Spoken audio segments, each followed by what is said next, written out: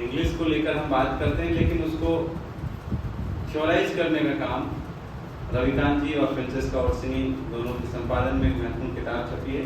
रविकांत जी, स्वागत है।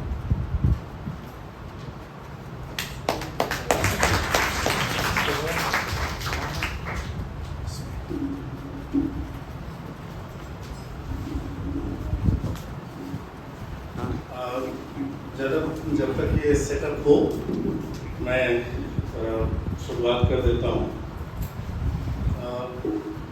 बहुत बहुत शुक्रिया। यहाँ मैं पहली बार आया हूँ और बहुत खुश हूँ आकर।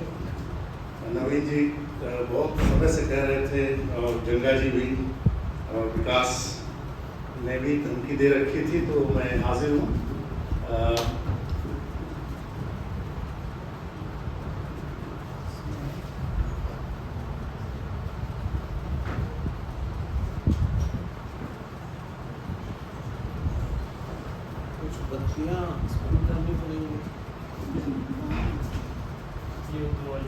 हाँ, इसको थोड़ा कम कर दे, ये साइड से है ना। तो आप सबको बधाई। अपनी माटी के लेखक, संपादक और दूसरे लोग, मैं पढ़ता रहता हूँ आप लोग को जितना वक्त मिलता है और जितनी ज़रूरत की चीज़ें होती हैं उनको तो खोजना ही पड़ता है।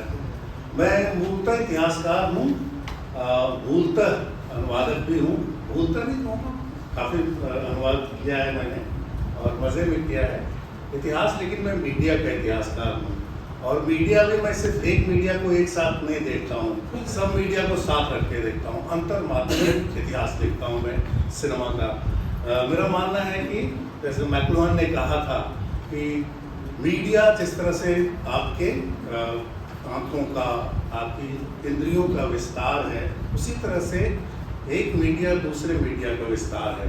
उसको मैं बहुत गंभीरतापूर्वक लेता हूँ, इसलिए मेरा इतिहास लेखन भी जुड़ा हुआ है। बहुत खुशी हुई, बहुत अच्छी बातें की ज्योति जी ने, कैरम साहब ने, सांद्रा साहब को, साहिबा को सुनूंगा। बहुत दिनों बाद उनके दर्शन हुए हैं। Look forward to listening to you. हाँ, आगे बढ़ें।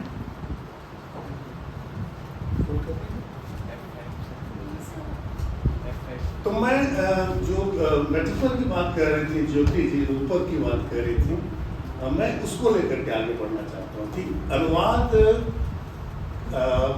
रेस्ट्रिक्टेड सेंस में, सीमित अर्थों में जो भाषांतर, जैसा कि नवीन जी ने कहा, क्या वही है या भाषांतर के और भी रूप होते हैं? जब मीडियांतर होता है, उदाहरण के तौर पर अगर मैं ये शब्द बनाऊँ, तो क्या भाषांतर भी हो रहा है या नहीं हो रहा है? बहुत कुछ बदल जा रहा है। अगर एक चीज़ एक मीडिया से दूसरे मीडिया में संचरण करती है, एक मीडिया से दूसरे मीडिया में जाती है, प्रतीकांतरण भी होता है, बिल्कुल ध्वन्यांतरण भी होता है ना। अगर आप कोई चीज ट्रांसक्राइब कर रहे हैं तो ध्वनि का लोप करके उसको लिप्यंतर कर देते हैं, है ना। तरह तरह के अंतरण जो होते हैं उन सब के प्रति हमें संवेदनशील होना पड़ेगा बतौर अनुवाद के विद्यार्थी, है ना। तो बढ़ता हूँ मैं इसी के सहारे, ताकि मैं ज़्यादा भटकूँ नहीं। वक्त हम लोग के पास कम ही होता है, हम सबके पास। तो मैं सिनेमा को ही केंद्रित रखकर अपनी बात कहूँगा और साहित्य की जुगलबंदी सिनेमा के साथ कैसे हुई है उसको लेकर दो चार बातें कर पाऊँगा, ठीक है। मेरा मानना है कि सिनेमा हमारे भौतिक जीवन का, जो दैनंदिन जीवन है और जो नाटकीय जीवन है, उन दोनों का ही एक तरह से दृश्य, श्रव्य और पट्य अभिलेखागार है। सिनेमा को हम देखते हैं, सिनेमा को हम सुनते हैं। रेडियो की कल्पना कीजिए, बगैर सिनेमा के उसका अस्तित्व क्या है? गाने नहीं हो तो रेडियो का जो 24 घंटे व्यापार है वो चल ही नहीं पाए, है ना। गाने बीच बीच में आते जाते हैं, तभी रेडियो चलता है। यानी सिनेमा ही वह स्रोत है जहाँ से रेडियो अपना अस्तित्व बचाए हुए है अभी तक। ये दिलचस्प है। तो सिनेमा की एक लंबी आफ्टर लाइफ है, लंबी जिंदगी है, जो कि पर्दे के परे है, पर्दे के पार है, पर्दे के बाहर है। यानी सिनेमा वहां से दूसरा सिनेमा बन जाता है जब सिनेमा खत्म होता है पर्दे पर। हम उसको अपनी समीक्षाओं में ले जाते हैं, हम उसके ऊपर टीका टिप्पणियों में ले जाते हैं, लेख लिखते हैं, तरह तरह की चीजें करते हैं। मैं थोड़ा और बताऊंगा उसको। लेकिन सिनेमा उन जगहों का भी तो एक आर्काइव है, जिन जगहों को कैमरा कैद करके आप तक पहुंचाता है। अगर वो जगह इनसाइड है तो जाहिर है पैदा की गई वो जगह, जैसे नाटक में आप सेट बनाते हैं उसी तरह से सिनेमा में भी सेट बनाए जाते हैं, तभी वो, यानी सिनेमा जीवन को नाटकीय बनाता है पहले, फिर उसको कैमरे में कैद करता है और उसके बाद पैकेज करके एडिट करके आपको आपके पास पहुंचाता है। जैसे हम जीवन को देखते हैं और हमको लगता है कि हमारे पास कुछ कहानी के तत्व हैं, अब हम शब्दों में उसको लिखेंगे और आप तक पहुंचाएंगे। तो जाहिर तो उसमें बहुत तरह का सिलेक्शन होता है, हमारी अदा उसमें जो हमारे शब्द आएंगे, हमारा अपना निचोड़ आएगा, अपना अनुभव आएगा, हमारे अपने बायसेस आएंगे, जो मर्द हैं हमको वो आएगा, अपर कास्ट हैं तो वो आएगा, बिहारी हैं तो वो आएगा, पंजाबी हैं तो वो आएगा ही आएगा। ठीक है, जगहों के बारे में सोचिए अब, ये सब जगहें ऐतिहासिक जगहें बन चुकी है, क्योंकि सिनेमा का इतिहास लगभग 100 साल का इतिहास है कि 100 साल से सिनेमा उन जगहों को कैद कर रहा है। कनॉट प्लेस राज कपूर के अब दिल्ली दूर नहीं में किस तरह दिखता था, दरियागंज किस तरह दिखता था, देख लीजिए उन फिल्मों में है। दफ्तर उस समय कैसे, एक थी लड़की फिल्म है ना, उसमें मीना शौरी हीरोइन है, नई नई लड़कियां काम करने निकली थी उस समय दफ्तरों में है? तो कैसे, क्या, किन सवालों से रूबरू थी, किन सवालों से टकरा रही थी, तो उस तरह उस समय दफ्तर कैसे होते थे और सेक्रेटरी का क्या मतलब होता था, है ना, ये सब सवाल। शहर गांव सब कुछ देखते हैं हम लोग, ये लोग है ना, खान पान पहनावा ओढ़ावा, कई बार हम सिनेमा की नकल करते हैं, कई बार सिनेमा हमारी नकल करता है, ये बड़ा दिलचस्प है, ये आवाजाही अपने आप में फैशन जो बन जाता है। और ये भी महत्वपूर्ण है, सिनेमा लोक संस्कृति का भी बहुत बड़ा अभिलेखागार है। हम मान कर चलते हैं कि कुछ बदल गया, इतना बदल गया कि लोक संस्कृति नहीं रहा, लेकिन नहीं रही, लेकिन लोक संस्कृति है सिनेमा में। मैं कहूँगा कि साहित्य में भले ही खास तौर पर आधुनिकतावादी साहित्य रचने की जब हमने कोशिश की, जो बहुत हद तक शहराती साहित्य भी था, उसमें थोड़ा लोक साहित्य कम होता गया। अगम बहे दरियाओं की बात अलग है कि उसमें लोक साहित्य भरपूर है। और शिवमूर्ति साहब जिन्होंने ये उपन्यास लिखा है, हमारे यहाँ आ रहे हैं बोलने के लिए, कल ही आ रहे हैं 1 तारीख को, आप लोग शाम में आइए, बहुत अच्छा टॉक देने वाले हैं। हम लोक गीतों पर भी बात करेंगे, उस सिनेमा में साहित्य में कैसे इस्तेमाल, तो ये सब कुछ ऋतुएं, ये सब कुछ होता है सिनेमा साहित्य। लेकिन महत्वपूर्ण है ये कि तनाव भी रहा है साहित्य और सिनेमा के बीच में। साहित्य बहुत बड़ी उपलब्धि है 20वीं सदी की, और प्रिंट माध्यम के जरिए ही साहित्य हम तक पहुंचता है। प्रिंट में वैलिडेट होकर ही सिनेमा भी अपने आप को वैलिडेटेड महसूस करता है। यानी सिनेमा को भी अगर वैधता चाहिए तो उसको प्रिंट की मदद लेनी पड़ेगी, उसको जर्नल्स में छपना पड़ेगा, पत्रिकाओं में छपना पड़ेगा, आप जैसे स्कॉलर्स के लेखों में का टेस्ट पास करना पड़ेगा सिनेमा को। प्रिंट अभी भी, हालांकि ये सब कुछ बदल रहा है, प्रिंट की वह वर्चस्व अब नहीं रहा, चूंकि हम सब, कोई संपादक नहीं चाहिए हमको, हम सब फिल्म मेकर हैं, हम सब लेखक हैं, हम सब संपादक हैं, हम सब प्रकाशक हैं। वो मध्यस्थ जो एडिटर होता था, सर्वे सर्वा, जो भगवान होता था धरती पर अपनी पत्रिका को चलाने के जरिए, वो बात नहीं रही वैसे। लेकिन बहरहाल सिनेमा एक संगम माध्यम था इस मोबाइल के पहले, उसमें बाकी कलाओं का भी सामंजस्य हो गया, बाकी कलाएं आकर के मिल गई, ठीक है, उसी तरह से। लेकिन हमने इस व्याप्ति का, है ना, अभी तक अच्छे से दस्तावेजीकरण नहीं किया, हमें करना चाहिए, है ना। आगे बढ़ता हूँ, सॉरी मुझे ही पढ़ाना है। वही मैं कह चुका हूँ ये बात कि मैं अंतर माध्यमिक अध्ययन करता हूँ, और ये एक एग्जीबिशन लगाया था उसका इंडिया हैबिटेट सेंटर में, जिसको मैंने पन्ना पर्दा बाजा कहा था, है ना। पन्ना प्रिंट, पर्दा सिनेमा, बाजा कई अर्थ हैं, वाद्य यंत्र, वाद्य संस्कृत के वाद्य से बाजा निकला है, बाजा भी हारमोनियम को भी बाजा कहते हैं, और साथ साथ रेडियो को भी बाजा कहते हैं।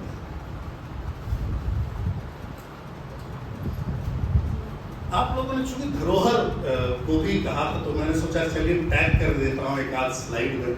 अब जब इतना बड़ा अभिलेखागार है सिनेमा का, तो सिनेमा का भी तो संरक्षण होना चाहिए। सिनेमा का संरक्षण कौन करता है? National film archives of India. एक वैसे तो डूंगरपुर साहब भी कर रहे हैं, वैसे तो सिनेमाजी वाले भी कर रहे हैं, वैसे कई लोग कर रहे हैं, लेकिन सिनेमा का असली जो अभिलेखागार है वो लोगों के पास है। अगर आप नेशनल फिल्म आर्काइव्स में जाएंगे तो वहाँ पे आपको एक अपील मिलेगी टंगी हुई कि भाई आप लोग के पास अगर सिनेमा से जुड़ी हुई कोई भी सामग्री हो तो हमें कंट्रीब्यूट कर दीजिए। यानी 1960 के बाद स्थापित जो NFI है, national film archives of India, वो भी ये बात मानता है कि जनता के पास दरअसल धरोहर सुरक्षित है। धरोहर को संरक्षण के कई तरीके होते हैं। एक तो कोई अच्छे से उसको रख दे लॉकर में, अच्छे AC में रखे, अच्छे वॉल्ट्स में रखे और पहरेदारी करे, जैसा कि आर्काइव्स में होता है। दूसरा, उसको विकेंद्रित कर दीजिए, उसको बांट दीजिए, जनता के बीच में उसकी कई कॉपियां कर दीजिए, वो खत्म नहीं होगा। कोई एक नालंदा विश्वविद्यालय नहीं है जिसको भी चला दिया जा सके, अगर वो डिस्ट्रीब्यूटेड है, अगर वो सबके पास है ये। तो लेकिन ये दर्शक श्रोता जो हमारा है, जिस पर मेरा काम थोड़ा सा फोकस्ड रहा है, वो क्या है? वो सिर्फ जमा नहीं करता है चीजों को, उन चीजों को जीता है, उन चीजों के साथ जीता है ना? क्यों? संकलन करता है, उसको क्यूरेट करता है। क्यूरेशन आप समझते हैं, सामग्री भरी पड़ी है लेकिन हम उसमें से एक चयन करते हैं। जैसे इस लेक्चर के लिए मैं जो चयन कर रहा हूँ, उस चयन को क्यूरेशन करते हैं। आर्ट वर्ल्ड में क्यूरेशन एक आम वर्ड है। आर्ट क्यूरेटर्स होते हैं जो कुछ कलाकारों की कृतियों को आपको दिखाते हैं। तो ये जो हमारा दर्शक और श्रोता है, वो कहीं ना कहीं क्यूरेटर भी, लेखक भी बनता है, संपादक भी बनता है। उनकी किताबें छपी मिलेंगी। उदाहरण के तौर पर आप बहुत सारी किताबें देख सकते हैं, मेरी किताब में भी उनका जिक्र है। मैं कह रहा था कि सिनेमा,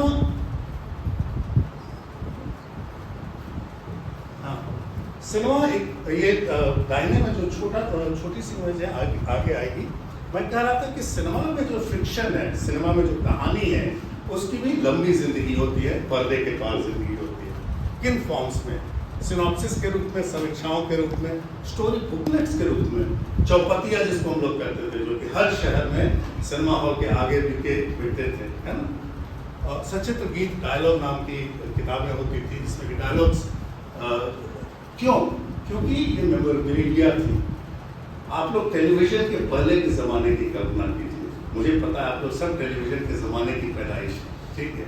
तो आपको समझ में नहीं आएगा कि लोग कैसे याद रखते थे उन गानों को जो सिर्फ रेडियो पर ही कभी कभी आ सकता था। टेप बहुत मुश्किल था, ग्रामोफोन बहुत महंगा होता था। लोग एक गाने को सुनने के लिए सिनेमा हॉल में बार बार जाते थे। जैसे कि दूर हटो रे दुनिया वालों, हिंदुस्तान हमारा है ना? रॉक्सी थिएटर में देखने सुनने के लिए गए और उसको हिट बना दिया। इतना बड़ा हिट फिल्म हो गई। क्विट इंडिया मूवमेंट का वो ट्रांसलेशन था, इसलिए, है ना? तो लेकिन लोग बार बार सुनने के लिए जाते थे। मैं कहना ये चाह रहा था। तो फिर कहानी जो सिनेमा की है, कभी छोटी हो जाती है, कभी बड़ी हो जाती है, लोगों के लोक व्यवहार में, लोगों के सुनने सुनाने में, है ना? और जो पत्रिकाएं अगर आप ये पढ़ेंगे, फिल्मी कलियां, युग छाया, पायल, गौरी और इस तरह की बहुत सारी ऑब्स्क्योर पत्रिकाएं, जिसको भले घरों में प्रवेश नहीं किया जाता कि भाई लड़का लड़की अगर इसको पढ़ लेंगे तो बर्बाद हो जाएंगे, ठीक है? तो उन पत्रिकाओं में उनकी कहानियां छपती थी फिल्मों की। यानी इन कहानियों के जरिए आप उस सिनेमा को रिविजिट करते थे, खुद उसको फिर से जीना चाहते थे, क्योंकि वो फिल्म तो चली गई, आपके शहर से दूसरे शहर में चली गई, है ना? तो लोग इनके कहानियों के जरिए 60 का दशक पेपर बैक रेवोल्यूशन के लिए भी जाना जाता है, इस पर मैं आऊँगा, ठीक है? लेकिन मैं आपको थोड़ी सी तस्वीर, एक जयपुर के साहब हैं और साहिबा ये टीचर रहे हैं। इन्होंने बिनाका गीतमाला का पूरा डॉक्यूमेंटेशन किया। बिनाका गीतमाला इतना अहम क्यों है? चार्टबस्टर था, लेकिन चूंकि हमने फिल्मी गानों को बैन कर दिया था हिंदुस्तानी रेडियो पर, इसलिए बिनाका गीतमाला बहुत बड़ा प्रोग्राम हो गया और इससे लंबा कोई रेडियो का प्रोग्राम चला ही नहीं था, ठीक है? तो उसको डॉक्यूमेंटेशन इन्होंने किया था ये, और दाहिनी तरफ ये प्रोफेसर हैं, बॉटनी के प्रोफेसर रहे हैं कानपुर में, ये भी बहुत बड़े कलेक्टर हुए और तलत महमूद के बहुत बड़े फैन थे। तो आगे बढ़ता हूँ, थोड़ा सा उस तनाव का जिक्र जरूरी है ना, कि सिनेमा और लिटरेचर के बीच जो गहरी जुगलबंदी हमारे इतिहास में हुई है, उसका दस्तावेजीकरण हमने ढंग से नहीं किया है। क्यों? सिनेमा को चिंता ये है कि वो कैसे साहित्य से अलग दिखे। साहित्य को चिंता ये है कि वो सिनेमा से ज़्यादा महान है। सिनेमा तो पॉपुलर है, हम खास हैं, हम शास्त्रीय हैं, तो दोनों ने एक दूसरे से काफ़ी दूरी बनाई। ये अलग बात है कि अगर आप सत्यजीत रे को देखें उदाहरण के तौर पर, किसी भी बंगाली फिल्म मेकर को देख लें फॉर दैट मैटर, उनका सिनेमा बिना साहित्य के अकल हुई है। मैं ये कह रहा हूँ कि गहराई बहुत ज़्यादा है इस जुगलबंदी की और विस्तार बहुत ज़्यादा है, इसको देखने की ज़रूरत है। चाहे वो मलयालम लिटरेचर हो, चाहे वो कन्नड़ लिटरेचर हो, चाहे वो मराठी लिटरेचर हो।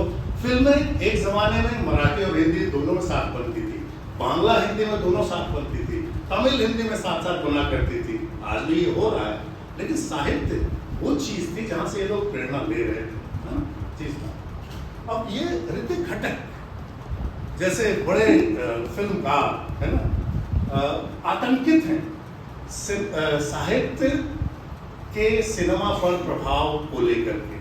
वो कहते हैं कि हम ये स्लैविश इमिटेशन कर रहे हैं, हम जब लगता है कि साहित्य के गुलाम हैं, जो कि हमें नहीं होना चाहिए। ये गलत बात है। हमें अपनी इयत्ता स्वतंत्र बनानी चाहिए, हमें अपनी अस्मिता बनानी चाहिए। सिनेमा अलग है, ये अलग माध्यम है, साहित्य इसको नहीं होना चाहिए।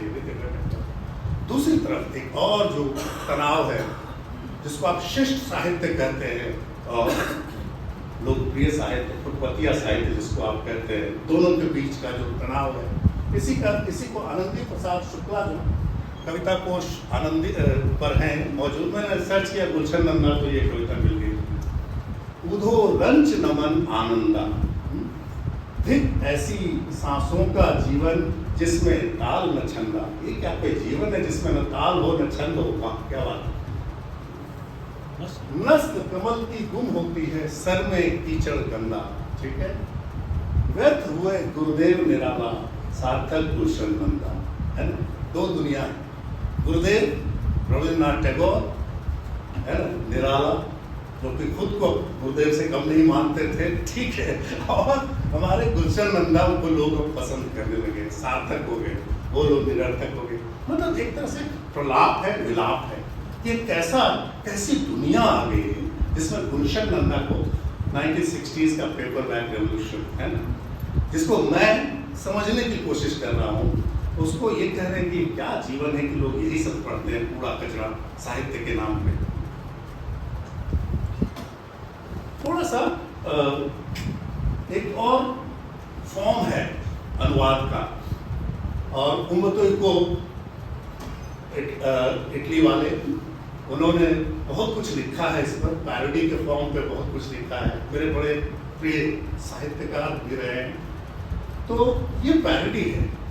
संगम में एक फिल्म आई थी राज कपूर की और वैजयंती माला की, 1950s की फिल्म है, बोल राधा बोल संगम होगा कि नहीं। कुछ लोगों को ये गाना भी याद होगा, है ना। जो वो कृष्ण के रूप में ऐसा लगता है कि कृष्ण को की नकल करते हुए राज कपूर बैकपाइपर बजा रहे हैं, ठीक है, और पेड़ पर हैं, और हीरोइन नहा रही है पानी में और कपड़ा ले करके वो चले गए, ठीक है, राज कपूर साहब, और गाना ये गा रहे हैं, बोल राधा बोल संगम होगा कि नहीं। ये 50s की फिल्म है, और ये इधर 60s में उसी गाने की पैरोडी बनाई गई। इंदिरा गांधी का शासन था, लोगों ने बनाया, इतना महंगा गेहूं और इतना महंगा चावल, बोल इंदिरा बोल सस्ता होगा कि नहीं। शाश्वत थी वह महंगाई, महंगाई हमेशा रहती ही है, कम तो होती नहीं है। कितने घंटे बीत गए हैं मुझको राशन लाने में, साहब से फटकार पड़ेगी, देर से दफ्तर आने में, इन झगड़ों का अंत कहीं पर होगा कि नहीं, वगैरह वगैरह। दो पार्टों के बीच अगर गेहूं आटा बन जाता है, क्यों न जहां पर इतने कर हो टैक्स, दम सबका घुट जाता है, कभी करों का यह बोझा कम होगा कि नहीं, बोल इंदिरा बोल। पढ़ने लायक है, इसलिए मैं पढ़ ही देता हूँ। हम जीने को तड़प रहे ज्यों बकरा गुचड़ खाने में, एक नया कर और लगा दो सांस के आने जाने में। आधी जनता मरे चैन तब होगा कि नहीं, बोल इंद्रा बोल संगम होगा कि नहीं। एक पैरोडी है ना, यानी एक गाना है, ये अभी भी चल रहा है। पर्वत के पीछे क्या है, चोली के पीछे क्या है ना। जागरण में आप ये गीत सुनते होंगे। तो पॉपुलर कल्चर में नकल बड़ी आम चीज है, और नकल में भी रचना होती है। आप देख सकते हैं कि कितनी उम्दा कविता है ये। पैरोडी है तो क्या है ना। और इस तरह लोग अपना इस्तेमाल करते हैं अपने दैनंदिन इस्तेमाल के लिए, राजनीतिक इस्तेमाल के लिए। वो उतना पॉलिटिक्स उसमें तो है नहीं उस गाने में, लेकिन यहाँ पे पॉलिटिक्स को आप लोग सालों में पढ़िए। 1967 में यह कविता लिखकर भी यह कवि जेल नहीं गया और मारा नहीं गया।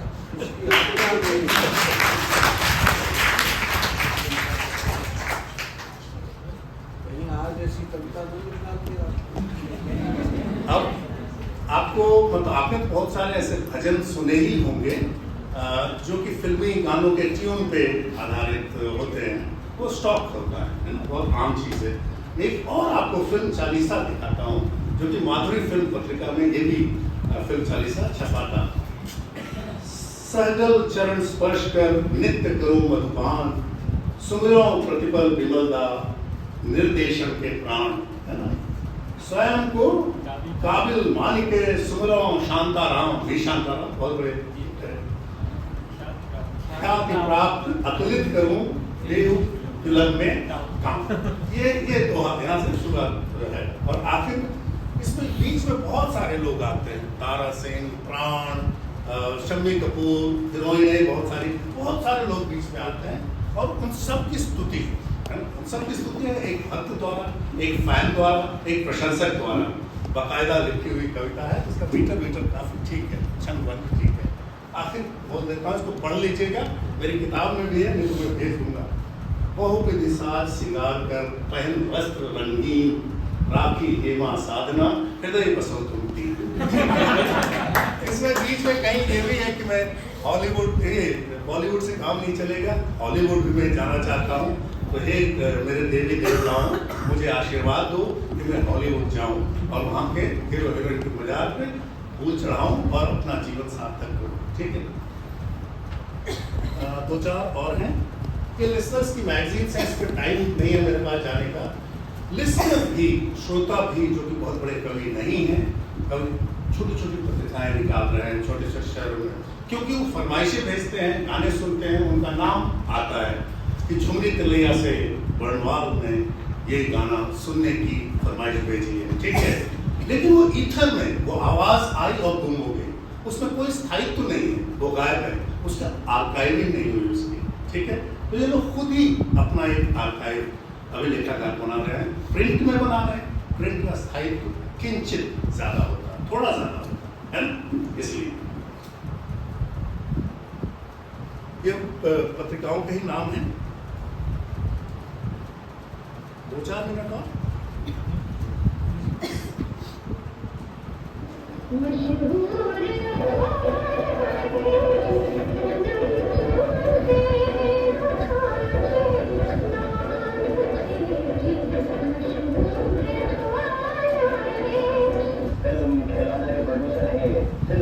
अमीर सायानी, बिनाका गीतमाला के एंकर,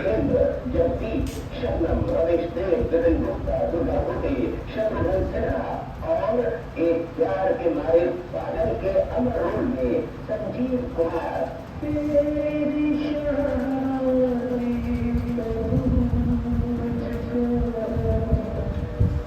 इन्होंने शूट किया है एक फिल्म संग्रहालय के घर, उनका नाम है रफी गौतम कुमार, रफी के फैन है, ये दिल्ली में रहते हैं।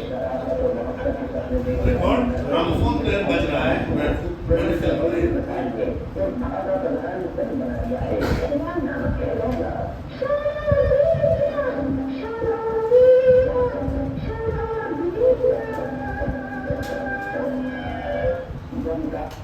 अब सॉरी, संजीव कुमार की महान फिल्म खिलौना के ने आबादन कश्मीरी गीत आनंद बख्शी लिखे हैं, जो संगीत बना रहा है लक्ष्मीकांत प्यारेलाल ने।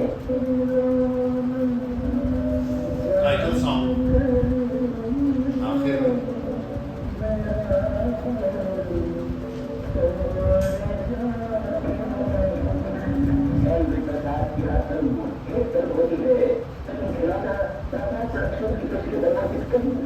विज्ञापन है, लेकिन ये पैकेज्ड विज्ञापन, ऐसा पैकेज्ड विज्ञापन है जो कि मोबाइल है, सफरी है, एक जगह से दूसरी जगह तक ये जाता है। यानी इसको रिक्शा पर बैठ करके जो लोकल सिनेमा हॉल का उद्घोषक है वो घोषणा करके बीच बीच में बजाएगा कि फलाने सिनेमा हॉल में ये फिल्म चल रही है, आइए और देखिए, है ना। तो वो उसी के लिए ये तैयार किया गया था पैकेज। खुद अमित सयानी ने अपनी आवाज़ इसको बख्शी है। और ये फिल्म खिलौना जो है वो गुलशन नंदा के उपन्यास पर आधारित फिल्म।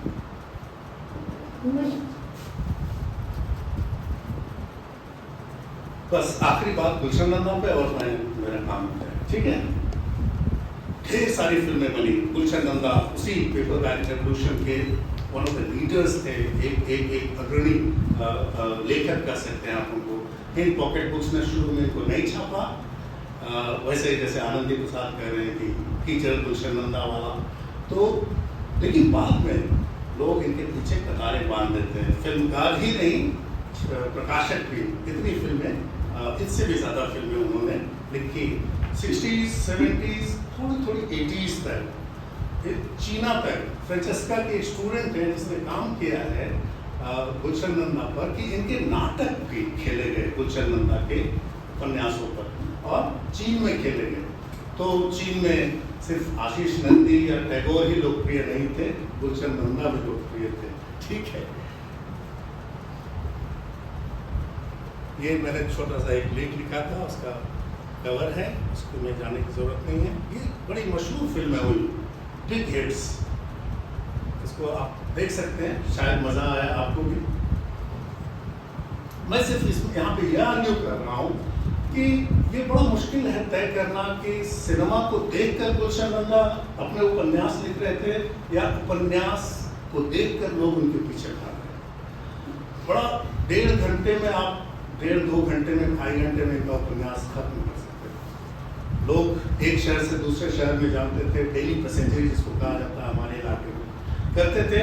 वो उतने समय में, जितने समय में आप एक फिल्म देखते हैं, आप उपन्यास खत्म कर सकते हैं। बीच बीच में गानों का प्रावधान भी दिखाई देता है।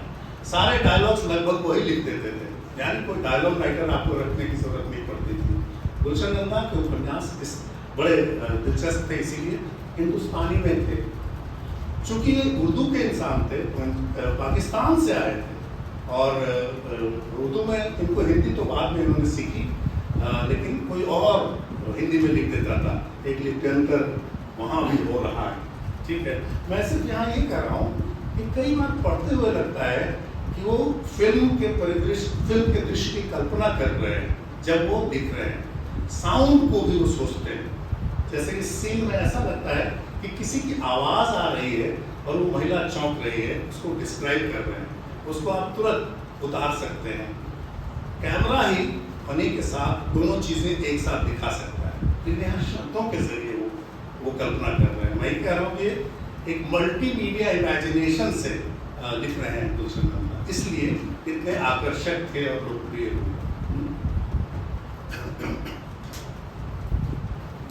आखिरी बस 2 छोटी बातें सोचने लायक बात है।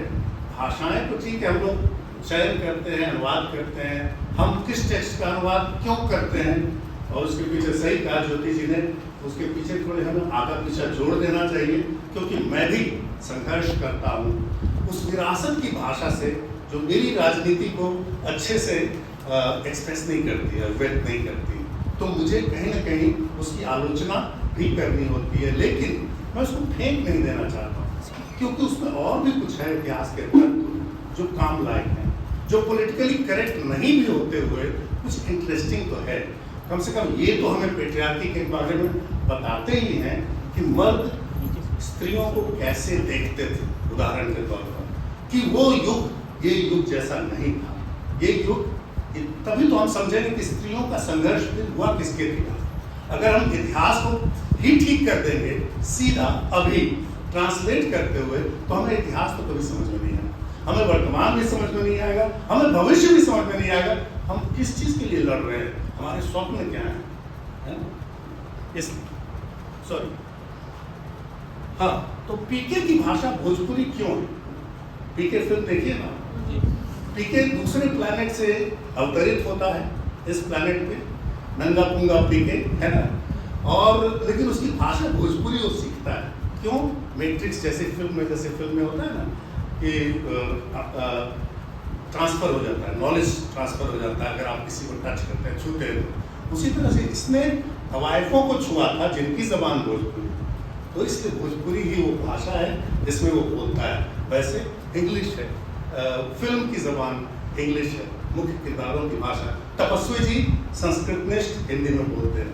किरदारों के लिए भाषा का चयन बहुत सोच समझकर किया जाता है, उससे विविधता मिलती है, उससे वहीं पर पता चलता है, और उसके पीछे एक उद्देश्य होता है फिल्मों में, है ना? तो यही मैं कहना चाहता हूँ। भोजपुरी क्यों? भोजपुरी बहुत दूर है सिनेमा से, हिंदी सिनेमा से, लेकिन बहुत पास भी है। अजनबी भी है, लेकिन अपनी ही है भाषा, इसलिए उसका इस्तेमाल किया गया। तो उस प्लेनेट से आ रहा है, लेकिन भोजपुरी बोल रहा है, समझ में भी लोगों को आना चाहिए, है ना? भोजपुरी। फाइंडिंग नीमो फिल्म तो आप सबने देखी होगी बचपन में, देखिए है ना, हमने भी कई बार। फाइंडिंग नीमो है ना, उसका मतलब हिंदी डबिंग किया हुआ नीमो भी देखा होगा। उसमें क्या नाम है, जो वो टैंक का जो बॉस है, उस बंदे का क्या नाम है?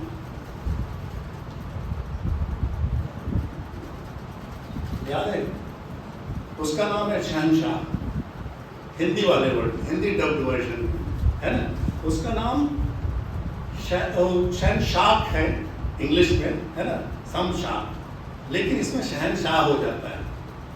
इसी तरह से हम तो जानते हैं कि जब डबिंग होती है तो स्थानीय कलाकारों को लिया जाता है, जो मुख्य किरदार होते हैं, बड़े सितारे होते हैं, ये हॉलीवुड से परंपरा है, जिनकी आवाज़ लोग पहचानते हैं।